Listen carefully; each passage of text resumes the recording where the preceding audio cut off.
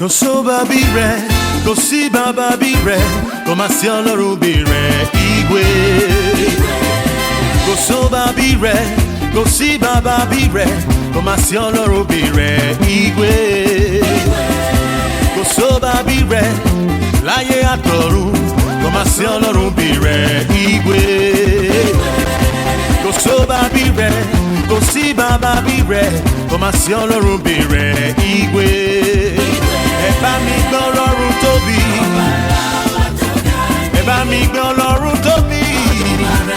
Oh, eba mi gbé Ọlọ́run tóbi. Eba mi gbé Ọlọ́run tóbi. Igwe, igwe, igwe, igwe, igwe, igwe, igwe, igwe. Koso babire, kosi bababire, komasi Ọlọ́run bire, igwe. Koso babire, láyé àtọ̀run, komasi Ọlọ́run bire, igwe. Eba mi gbé Ọlọ́run tóbi. Eba mi gbé Ọlọ́run tóbi. Oh, eba mi gbé Ọlọ́run tóbi. Eba mi gbé Ọlọ́run tóbi. Oh, igwe, igwe, igwe. Je suis dans l'expectance que toute la terre patiente devant moi. Alléluia. Amen. Est-ce que vous êtes là cet après-midi? Alléluia. Amen. Il est merveilleux, notre Dieu. Il ne cesse pas de m'étonner. Alléluia. Amen. Quand j'entends les témoignages ce matin, je prends de plus en plus plaisir et peur en même temps de savoir que non seulement que cela n'est pas comme un slogan pour nous, de dire que nous devons être au bon endroit, au bon moment et faire la bonne chose.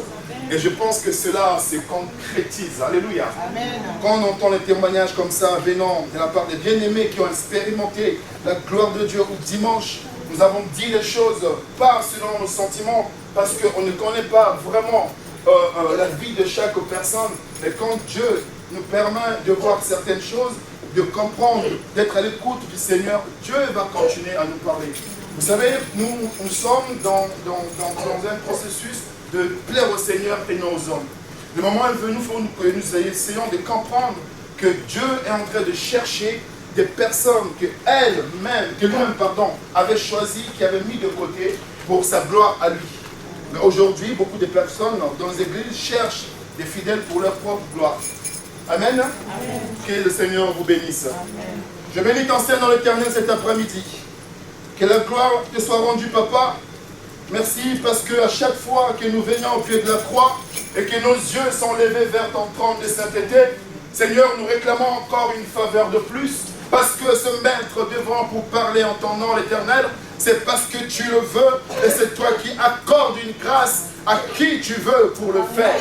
C'est pas parce que nous sommes bons, c'est pas parce que nous sommes meilleurs que les autres, c'est tout simplement parce que tu as permis, Père notre Dieu, que je sois tout simplement un canal par lequel tu vas passer pour parler à ton peuple. Seigneur, parle, Seigneur notre Dieu, au cœur de nos problèmes. Parle, Seigneur, cet après-midi, au cœur de nos soucis. Je suis concerné, mon frère est concerné, ma soeur est concernée. Nous avons besoin, Seigneur notre Dieu, de Rema et de Logos, Seigneur, cet après-midi. Que tu te révèles à nous, Père, pour la gloire de ton nom. Raison pour laquelle, Seigneur, nous ramenons par la puissance de la croix toutes nos pensées captives à l'obéissance de ta parole. Seigneur, parle à ton peuple cet après-midi. Oh, chanta kabaranda dans le Santa Bachende Kebereke. Merci, Père, parce que tu es au milieu de nous et nous sentons ta présence. Merci, Père, de t'installer au milieu de nous. Qui est comme toi, Yahweh? Qui est comme toi, Papa? C'est lui qui touche, c'est lui qui dit un mot et tout s'accomplit. C'est lui qui a menacé la tempête, c'est lui qui a menacé la mer. Que la gloire te soit rendue. Nous sentons ta présence.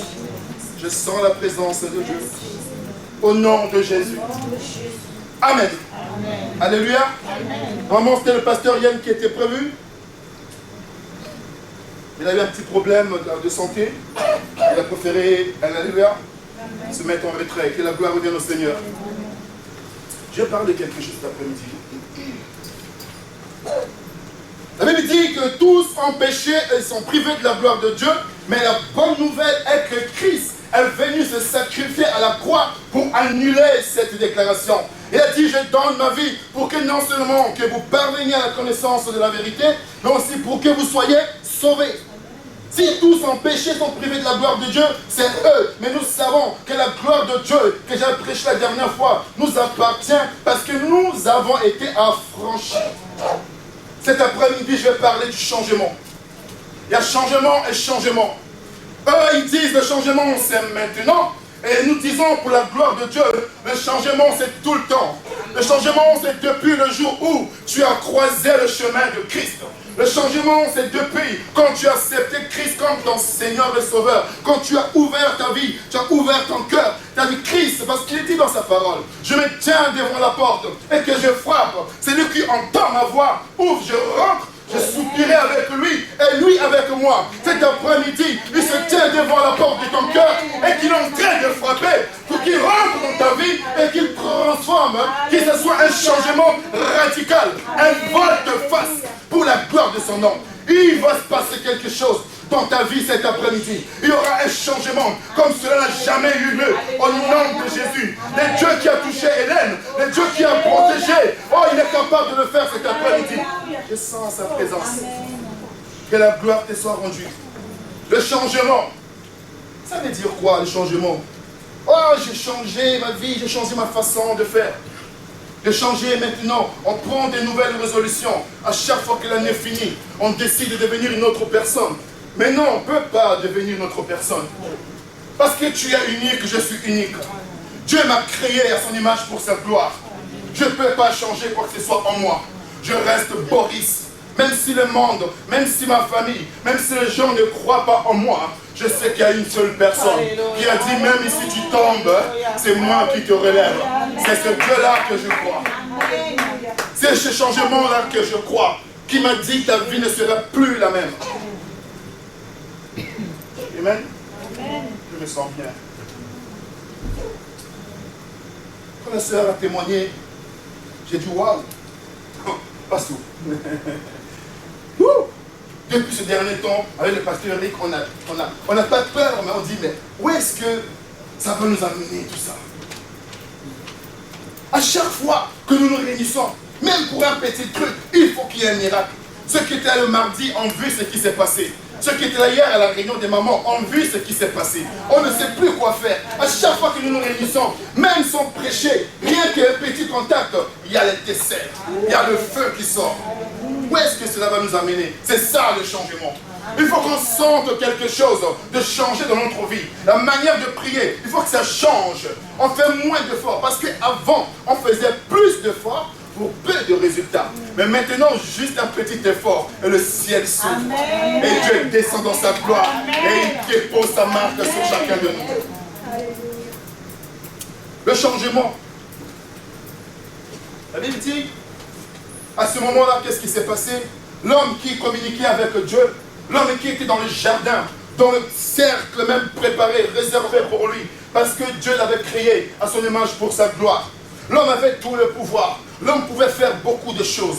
L'homme pouvait vraiment contribuer, participer à des miracles célestes. Parce que Dieu lui avait accordé ce pouvoir-là. Dieu avait soufflé. Non seulement que Dieu a soufflé le souffle de vie dans sa vie, mais Dieu, dans le soufflement-là, il y a eu également la puissance. Une partie de Dieu a été déposée en l'homme. Et l'homme avait cette liberté de commander, de diriger certaines choses. Mais à ce jour, ce n'est pas le cas. Ta vie n'est plus dirigée par toi-même, ni par Christ, mais par les gens de ce monde. Ta vie est influencée par la profession, ta vie est influencée par le célibat, ta vie est influencée par la famille, ta vie est influencée par la culture, ta vie est influencée par la coutume. Au nom de Jésus, par la puissance de la croix, cet après-midi, il faut qu'il y ait un changement dans ta vie. Christ a dit à ce moment-là, que l'homme a péché et qu'il est privé de la gloire de Dieu. Et une séparation. Tu ne peux plus quitter Bellecour pour aller à la Guillotière. Tu es à Bellecour, tu regardes Guillotière, tu ne peux plus traverser. Il n'y a plus de pirogue. Il y a des moments où il y a des choses qui se passent de l'autre côté. Tous les magasins africains sont de l'autre côté. Il n'y a plus de goussa, il n'y a plus de... Tu ne peux plus manger les ignames parce qu'à Bellecour, tu ne les trouves pas. Il faut que tu ailles de l'autre côté. Le pont de la guillotière a été coupé.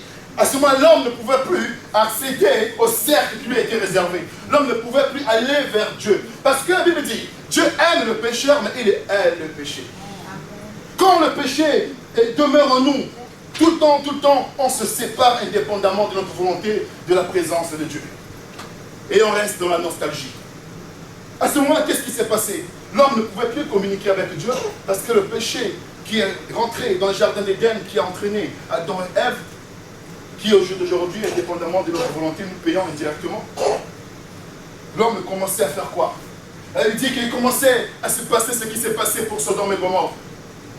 Et cela, aujourd'hui, dans ta vie, dans ta famille, il y a encore Sodome et Gomorrhe.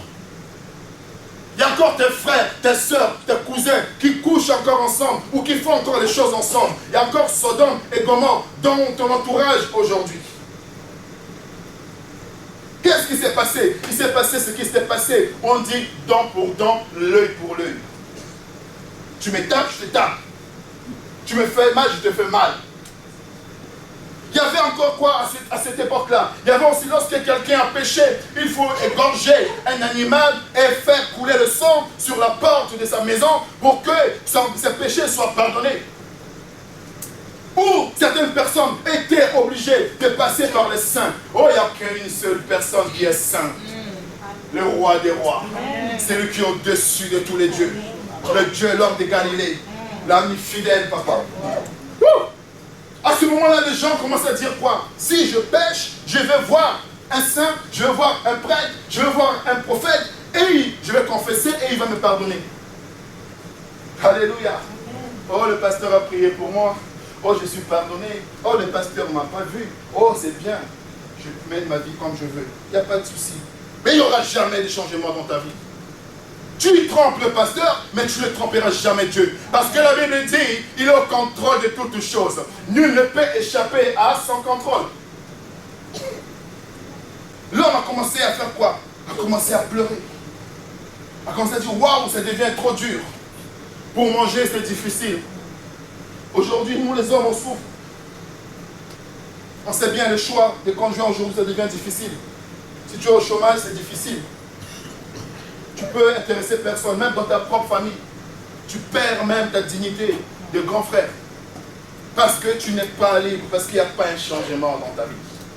Parce que Christ n'a pas embelli ta vie. Alléluia. Amen. Et à ce moment-là, ce qui s'est passé, c'est quoi? Christ a vu que son peuple périssait. On va revenir avec les enseignements une autre fois. Et la Bible dit que Dieu s'est souvenu de nous. Il a dit, j'ai créé l'homme à mon image pour ma gloire, mais il a désobéi à mes commandements. Dans mon profond amour, je me suis souvenu de lui. Voilà pourquoi j'ai lui envoyé mon Fils unique appelé Christ, pour venir non seulement le sauver, mais pour le racheter aussi. Il a envoyé Christ. Et Christ est venu se servir du pont de la guillotière. Alléluia. Il s'est venu se servir pour combler le manque, pour accéder, pour revenir dans le cercle qui nous permettait de vivre la gloire, de vivre la joie, de vivre la paix. C'est ça le changement que je vais parler cet après-midi. Qui vient par Christ? Christ est le changement de ta vie. Christ est le changement de ma vie. Christ est le changement radical de tes soucis. Christ est le changement radical de ce qui se passe dans ta vie. Ce qui se passe maintenant dans ta tête, par la puissance de la croix. Que cela soit changé par la puissance de la croix. C'est Christ qui est le changement véritable, le vrai, le réel, le meilleur changement. Au nom de Jésus. C'est ce changement-là que je vais parler cet après-midi. Le changement. Wouh! Voilà changement. Voilà changement. Tu partais dans quelle direction? Tu vois qu'il n'y a plus rien à faire. Alléluia. C'est écrit sur un mur blanc. Célibat, stérilité, chômage, centrafricain, camerounais, sans papier, tout c'est fini. À ce moment-là, tu ne peux plus rien faire parce que tout est écrit sur le mur de ta vie. Il n'y a plus rien à faire. C'est fini, monsieur, vous devez quitter le territoire, vous n'aurez jamais un enfant, il faut adopter, c'est fini, vous et le célibat, vous c'est fini. C'est vrai que le mari est nu maintenant, ça ne va plus ta vie. Et à ce moment-là, qu'est-ce qui se passe? Et Christ descend dans sa gloire. Alléluia. Il vient et on a fait ce qu'on appelle le volte-face, le changement. de direction. Alléluia. Mais ce changement de direction avec Christ, il ne va pas te renvoyer dans le mur, parce que ce mur-là ne lui appartient pas. Il va te faire quoi? Il va te faire revenir sur tes pas.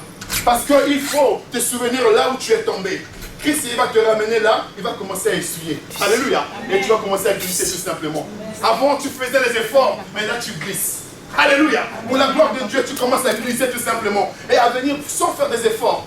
À ce moment-là, c'est fini. Pour revenir à ce mur, à ce même mur-là, pour voir les Écritures changer. Alléluia. Christ, quand tu arrives et qu'il n'y a plus de solution, il te ramène tout simplement par le prix à payer, par le jeu, par la prière, pendant que les autres s'amusent, pendant que les autres bougent, pendant que les gens profitent de la vie, il te ramène en chemin. Les gens disent, mais tu rétrécis, mais tu recules. Non, je ne recule pas. Il est dit, il faut reculer pour mieux sauter. Il est dit, ta patience est la mère de sûreté. Alléluia. J'attends le temps marqué de Dieu pour partir. Quand Christ va tenir ma main et qu'il va m'emmener devant ce même mur-là. Waouh! C'est moi ça. Tu vas voir le mariage. Le bébé, le bébé qui pleure même comme ça. Tu vas voir la promotion. Tu vas voir tout ce qui est écrit sur le même mur là. Écrit, c'est le véritable changement dans ta vie. C'est lui qu'on prêche cet après-midi. Alléluia.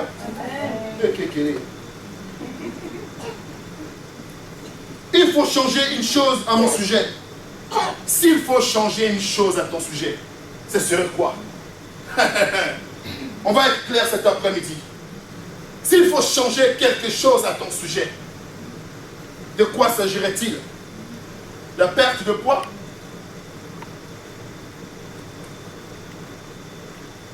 L'insatisfaction? La jalousie? La dépression ensemble? Nous n'avons pas les mêmes priorités, nous n'avons pas les mêmes soucis.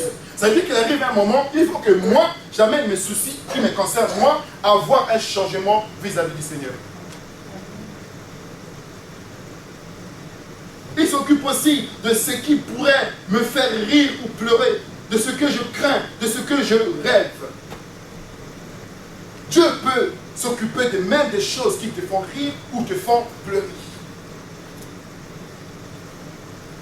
Et certaines personnes, le chômage, c'est pas pour Dieu, au nom de Jésus. Mais tu lis les démons pour rien. Dieu veut que tu sois au chômage pour aller gagner des âmes. Alléluia. Dieu veut que tu sois au chômage pour que tu t'occupes d'abord de tes problèmes à toi. Parce que si tu n'as pas la paix, si tu n'as pas la joie, si tu n'as pas l'assurance, tu n'as pas la sécurité, tu as encore le problème de poids, tu as encore le problème suicidaire, tu as encore le souci, tu ne pourrais pas te satisfaire de ton travail. L'argent qui va rentrer va partir dans la perte de poids.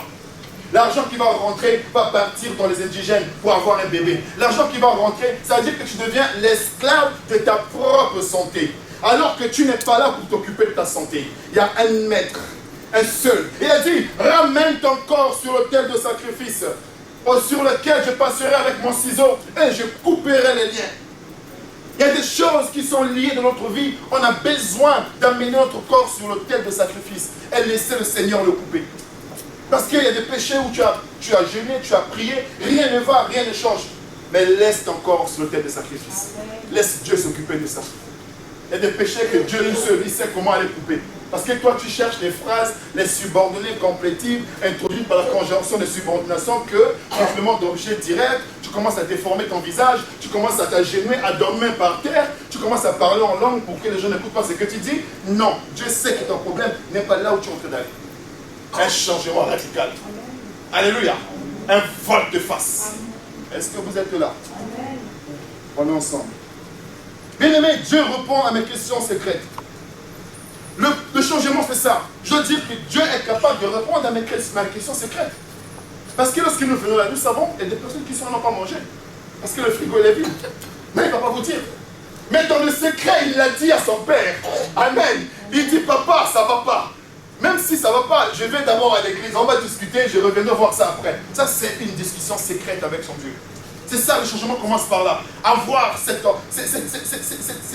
opportunité d'avoir un moment d'entretien secret avec son Père. Vous vous rendez compte? Vous vous rendez compte, nous tous qui sommes là, ton Père ou bien ta mère, il vient et te choisit, toi, parmi tous les enfants. Viens Bruno, mon fils, je vais te parler. Wow! Pourquoi moi? Viens, je vais te dire certaines choses, les secrets de la vie. Wow! Tu vas dire, ah, si les enfants vont dire, non, non, non, non, non, non, on m'a choisi moi. Non. Alléluia. Parce que Dieu veut parler des choses entre toi et lui. Ça ne concerne pas tout le monde. Alléluia. La maman qui appelle un enfant, ou l'aîné, ou la grande, ou celle qui est vraiment intelligente, c'est pour lui dire les choses secrètes que tout le monde ne peut pas gérer, que tout le monde ne peut pas savoir, que toutes les sœurs ici n'ont pas besoin de ça. Elle dit, ma fille, c'est pour toi et moi. Viens. Mais pasteur, pourquoi pas Nathalie? Mais qui parle de Nathalie? Laisse Nathalie. C'est toi. Alléluia. Amen. Nathalie, on a déjà des enfants. Mais toi, tu cherches encore. Viens avec moi. Nous parlons tous les deux. Je vais juste appuyer sur un bouton. Ça va enlever les graisses qui empêchent l'enfant de s'asseoir. Tu vas voir. Alléluia. Je parle à quelqu'un cet après-midi. Dieu répond à mes questions secrètes, même des choses que je n'ai jamais confiées à personne. Il est capable de le gérer, car il nous connaît plus que nous-mêmes. Plus que nous-mêmes. Ma soeur, personne n'a parlé avec toi. On ne savait même pas ce que tu vivais. On ne connaissait même pas ta vie. Mais Dieu a permis que nous puissions le savoir d'une manière spirituelle. Et le dimanche, on a insisté. L'Esprit de Dieu insistait sur ça.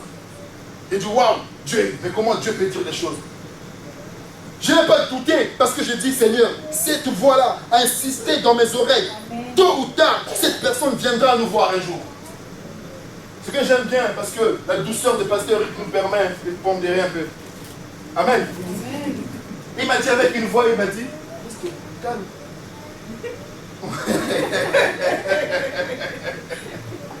Que le Seigneur te bénisse. Alléluia. C'est ça, c'est-à-dire qu'il arrive un moment où il faut que nous arrivions à comprendre que quand Dieu dit des choses, c'est pour notre bien, pour notre changement à nous. Alléluia. Donc des choses que nous avons dit à personne. Ni un médecin, même des fois un homme médecin, on a peur de dire certaines choses. On se dit, est-ce qu'il va arriver? Parce que j'ai fait des hôpitaux, j'ai fait des choses, j'ai fait des recherches, j'ai fait ça, j'ai fait ci, je suis inscrit sur tel site, j'ai fait ceci, j'ai fait cela, rien ne marche. Mais il y a un homme qui va dire, mais viens. Il t'appelle encore, viens. Hein? Ou si tu n'entends pas sa voix, appelle-le. Appelle, il te répondra. Appelle, il te répondra. Oh. Jésus, le roi des rois. Appelle, il te répondra. Ensuite, c'est quoi? Tout a changé. Wouh! Alléluia! Quand tu l'appelles qu'il arrive, c'est le changement. Amen. Si tu ne l'appelles pas, il n'y aura pas de changement. Si tu n'entends pas sa voix, appelle-le. Il y aura un changement. Amen. Premièrement, qu'est-ce qu'il faut faire? Nous devons savoir fixer nos priorités. Si je veux vivre un changement, je dois savoir prioriser les choses.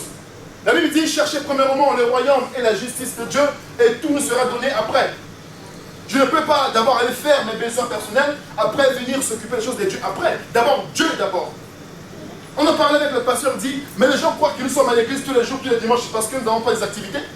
J'étais un sportif. J'ai arrêté le foot à cause de Dieu. J'ai dit, Seigneur, je ne peux pas. S'il faut faire les mises au vert, sur ça, il faut aller samedi, jouer le dimanche, je ne peux pas. J'ai abandonné. Et il y a des gens, il y a des gens qui me disent, mais on ne peut même pas t'inviter parce que toi avec ton église là, le dimanche, tu n'es pas jamais libre. Les gens le savent déjà. Que le dimanche, tu ne m'aurais pas. Alléluia. Si tu m'invites le dimanche, sache que je viendrai après 17h